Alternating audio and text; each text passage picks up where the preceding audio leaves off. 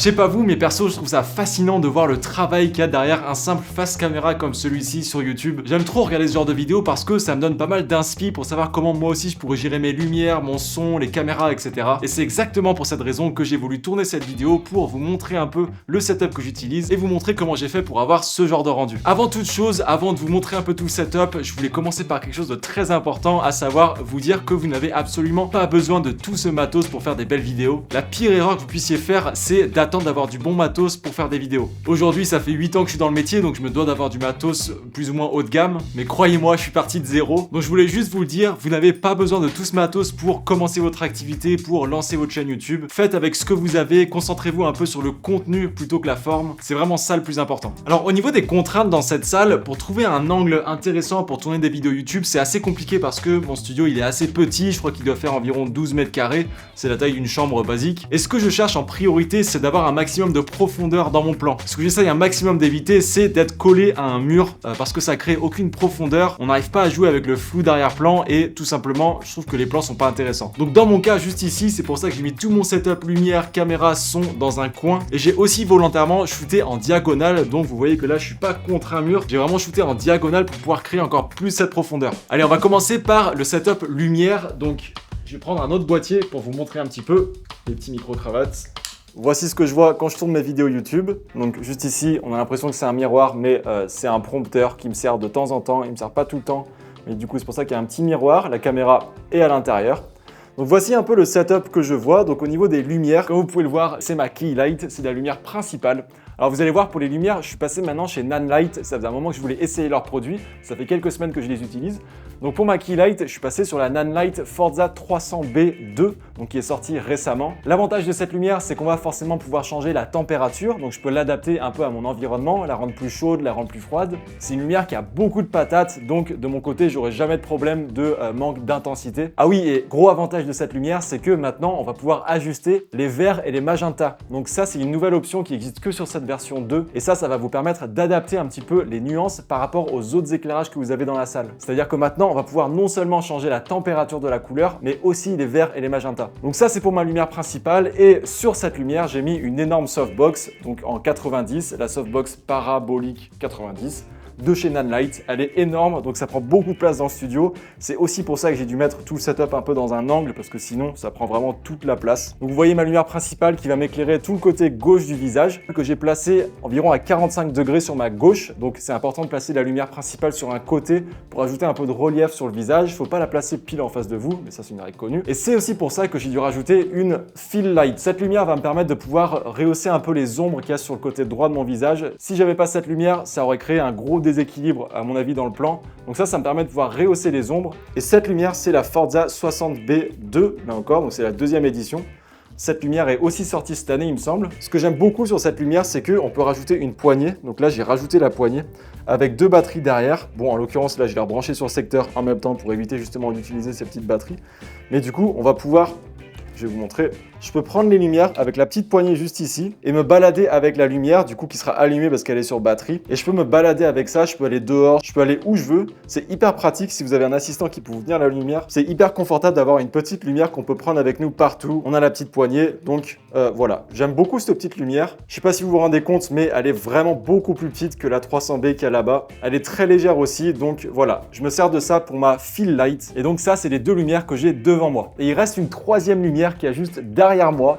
Et ça va être la backlight. Donc la backlight, j'ai utilisé mon ancienne lumière qui est la Aputure 120D. La backlight, on va dire que c'est la lumière qui est peut-être la moins importante des trois, mais qui a quand même son impact parce que si vous regardez un peu sur les contours de mon visage et de mon t-shirt, ça va permettre d'accentuer un peu le détachement entre moi et le fond. Ça va accentuer encore plus la profondeur, donc c'est vraiment quelque chose que j'aime bien mettre en place quand même, la backlight. Si vous avez une lumière supplémentaire, ça peut être sympa quand même de rajouter une backlight pour amplifier la profondeur. Petite astuce par rapport à la softbox, essayez un maximum de la rapprocher du visage de vous-même si vous passez à la caméra ou de la personne que vous interviewez. C'est important que la lumière soit très proche et plus vous avez une softbox qui est grosse, plus la lumière sera diffuse. Là, c'est un peu un parti pris de pas avoir mis le nid d'abeille sur la lumière parce que j'aime bien le fait que ça éclaire un peu le fond aussi. Si je voulais orienter la lumière vers moi uniquement pour me détacher encore plus du fond, j'aurais mis le nid d'abeille. Mais là, vraiment, c'est une volonté d'avoir voulu éclairer un peu le fond et c'est pour ça que j'ai laissé comme ça. Et pour finir sur les lumières, vous avez vu dans le fond, il y a quelques petites lumières en plus. Donc ça, c'est des lumières un peu d'ambiance, j'ai envie d'appeler ça. Les lumières d'ambiance, c'est tout simplement pour créer un peu un cadre chaleureux. Donc j'en ai une qui est vraiment derrière moi en fait. Si je me tourne, on peut la voir ici. Et en fait, vu qu'elle est derrière moi, on a l'impression que ça éclaire un peu le mur. On a l'impression ici que ça réchauffe un peu le mur, ça crée un peu des couleurs sympas sur le mur. Et juste à gauche, une autre lumière d'ambiance. Voilà, ça c'est purement pour le côté esthétique, mais ça aide beaucoup d'avoir quand même quelques lumières dans votre background, toujours pour une question d'esthétisme. Allez, je retourne en mode POV. Donc au niveau du son, on va passer au son maintenant. Alors j'utilise plusieurs micros en fonction des situations. L'un des micros que j'utilise, c'est celui-ci, qui est placé juste au-dessus de moi comme vous pouvez le voir. Donc ça, c'est le Synco Mic D1. C'est un boom mic. L'avantage de ce micro, c'est que là, je l'ai placé juste au-dessus de moi. Donc si je devais le pointer du bout du doigt, il est littéralement là, donc juste au-dessus du cadre. Le but, c'est qu'il soit le plus proche de moi possible pour éviter un maximum les échos. L'avantage de ce micro, c'est qu'il est branché en XLR, juste derrière, comme vous pouvez le voir. Et il rentre directement dans mon boîtier en jack. C'est un peu ça que je recherchais. Je voulais absolument un micro qui puisse se brancher directement dans mon boîtier pour des raisons tout simplement de simplicité. Je voulais pas externaliser l'enregistrement du son pour m'éviter de devoir faire des synchronisations en post-prod.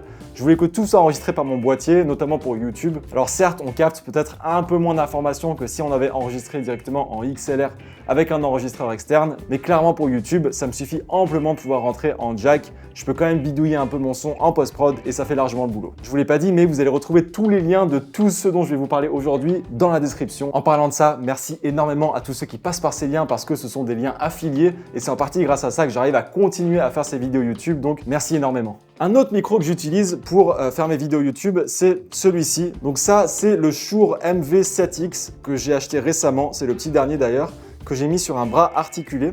Donc ça m'a beaucoup servi pour tourner ma formation. Vous le savez sûrement, j'ai une formation qui va très bientôt sortir sur DaVinci Resolve. J'ai tourné toute cette formation avec ce micro-là, donc un micro podcast qui fait vraiment le boulot, sur un bras articulé, ce qui me permet de pouvoir parler dans le micro, faire mon montage en même temps. Donc ça, c'est assez pratique et je pense m'en servir sur pas mal de mes vidéos YouTube aussi. Le bras articulé, il est clampé directement sur mon bureau. Et ensuite, vous l'avez vu, j'utilise aussi donc les DJI Mic, les micro-cravates. Les DJI Mic, c'est un plaisir à utiliser. Il vient dans une petite boîte rechargeable. Donc vous mettez les micros dedans et ils se rechargent un peu comme des AirPods. Ils ont l'avantage aussi d'être aimantés, donc on peut les mettre sur n'importe quel t-shirt, vêtements, support, etc. Il y a également des petits adaptateurs pour mettre le récepteur sur un téléphone. Donc il y a un adaptateur iPhone et USB-C, dont vous pouvez aussi l'utiliser pour des smartphones et ça c'est plutôt très cool. Donc les DJI Mic, je les prends tout le temps avec moi, ils sont tout le temps dans mon sac photo et je m'en sers pas mal aussi pour YouTube. Un autre outil indispensable que j'utilise au quotidien pour ces vidéos YouTube, c'est une licence Artlist les gars. Je sais pas si vous avez fait gaffe, mais j'ai passé un peu de temps à travailler le sound design de l'intro de cette vidéo.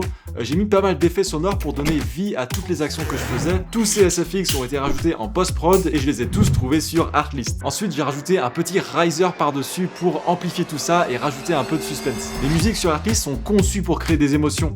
C'est ce qu'on recherche en priorité quand on est vidéaste. On veut faire frissonner, rire, pleurer et les musiques sont réellement conçues pour ça. C'est d'ailleurs la raison pour laquelle toutes les musiques que vous voyez sur ma chaîne YouTube, elles viennent d'Artlist. Depuis peu sur la plateforme, vous allez aussi pouvoir télécharger des rushs libres de droit et aussi des templates pour facilement rajouter des titres, des animations, des effets, etc. Et maintenant, il y a même une IA qui est intégrée au site pour améliorer les recherches. Si par exemple vous prenez un rush libre de droit, et ben vous allez avoir des propositions d'effets sonores qui iraient parfaitement avec le rush en question. Et ça, c'est assez impressionnant. Il existe plusieurs licences sur Artlist en fonction de vos besoins. Personnellement, j'utilise Artlist Max pour justement avoir accès au rush libre de droit et aux templates. Mais il existe aussi des abonnements moins chers pour avoir accès aux musiques et aux SFX. Et maintenant, vous allez même pouvoir payer cet abonnement mensuellement. Si vous passez par le lien qui est juste en dessous dans la description, vous allez pouvoir bénéficier de 2 mois supplémentaires offerts sur un abonnement annuel. Merci énormément à Artlist qui est un partenaire de très longue date sur la chaîne, quasiment depuis le début. Allez, on poursuit notre petite découverte du setup. Allez, on passe à la caméra. Donc, avant d'avoir accès à la caméra, on voit qu'il y a un prompteur juste devant. Donc le prompteur, je me le suis acheté pour la formation justement parce que j'ai tourné quelques cours avec. À la base, je suis pas forcément fan des prompteurs parce que j'ai l'impression de perdre un peu en naturel. Je suis moins naturel quand je lis. Donc je pense pas beaucoup m'en servir pour YouTube. Mais si ça vous intéresse, le prompteur, c'est un Moman MT12. Pourquoi j'ai pris celui-là? C'est parce que, en fait, juste ici, ça s'ouvre et on peut placer l'iPad ici, donc l'iPad qui va refléter dans le miroir. Celui-là, il est clairement fait pour les iPads et les téléphones. On peut aussi mettre un téléphone ici. J'utilise une application qui m'écoute parler et du coup qui va scroller en même temps que je parle. Pour ceux que ça intéresse, l'application s'appelle Prompt Plus. Et derrière le prompteur, on a... Bon, ça n'a pas changé. Mon bon vieux A7S3. Pour ceux qui me suivent depuis un moment, vous savez que ça fait très longtemps que je suis sur l'A7S3. J'en suis toujours aussi content. Donc, c'est celui qui me filme pour ces vidéos. Dessus, j'ai mis un 24-70 f2.8 G Master 2. Le fait de pouvoir filmer à f2.8, ça me permet justement de pouvoir amplifier encore plus cette profondeur, d'avoir un peu un flou d'arrière-plan. C'est ça que je recherche beaucoup. Ma deuxième caméra, je suis toujours en train d'utiliser le Sony A7 III. Et l'objectif que je suis en train d'utiliser, c'est le 16-35 f4G qui me permet d'avoir un champ de vision un peu plus large. Donc ça, c'est agréable pour faire du vlog. Typiquement ici pour vous montrer un peu mon setup. Donc voilà, le setup caméra, lui, il a pas changé, mais j'en suis toujours aussi content. Et mon trépied, pareil, ça fait des années que je l'ai, c'est le Manfrotto 290 Extra. La tête fluide, primordiale si vous faites de la vidéo, pour vous permettre de faire des plans fluides, d'où la tête fluide. On apprend plein de choses dans cette vidéo, c'est incroyable. J'en suis hyper content parce que il est tout léger. Il vient dans une petite sacoche de transport, je le prends avec moi. Il est vraiment léger par rapport à d'autres trépieds qui sont ultra lourds. Donc voilà pour le setup caméra. Alors, il y a une autre chose que je vais vous montrer, c'est l'iPad, parce que l'iPad, il me sert pour pas mal de choses pour mes tournages. Là, en l'occurrence, j'ai mis l'application Monitor Plus, donc j'ai mon retour quand je fais mes vidéos YouTube sur l'iPad. Juste ici, je peux le lancer ou arrêter l'enregistrement. Je peux aussi changer tous les réglages de mon boîtier directement depuis l'iPad. Donc ça, c'est quand même assez confortable. J'ai pas besoin d'aller derrière le moniteur sur mon boîtier pour faire tout ça. Parfois, il me sert aussi pour regarder mes notes. Donc c'est mes notes que je vais mettre sur mon iPad pour savoir un peu ce que je dis. Et il me sert également si je veux m'en servir en tant que prompteur. Donc je le mets dans mon prompteur. Voilà, c'est un iPad multitâche, on va dire. Mais j'en ai qu'un seul, donc je peux faire qu'une seule tâche. Là, en l'occurrence, il me sert de moniteur. Il me reste pas mal de choses encore à améliorer dans mon setup. Petit à petit, j'aime bien upgrader un peu la qualité de mes vidéos et j'ai encore envie d'améliorer tout ça.